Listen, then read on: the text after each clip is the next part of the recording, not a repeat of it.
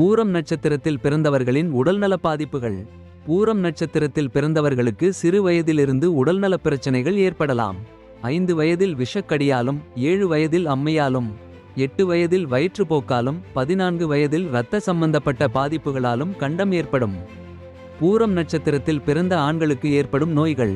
பொதுவாக நல்ல ஆரோக்கியம் கொண்டவர்களாக இருப்பார்கள். ஆனால் சில நேரங்களில் பல்வலி, வயிற்று வலி, நீரிழிவு போன்றவற்றால் பாதிக்கப்படலாம். பெரிய மற்றும் தீராத நோய்கள் எதுவும் அணுகாது.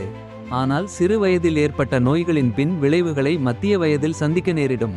சிற்றின்பங்களை விரும்பும் குணம் கொண்டவர்கள் என்பதால் பால்வினை நோய்கள் ஏற்பட வாய்ப்பு அதிகம்.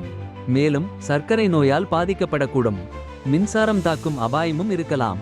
மனநிலையிலும் பாதிப்புகள் ஏற்படலாம். சிறுநீரக கோளாறுகளும் ஏற்படக்கூடும். பூரம் நட்சத்திரத்தில் பிறந்த பெண்களுக்கு ஏற்படும் நோய்கள்.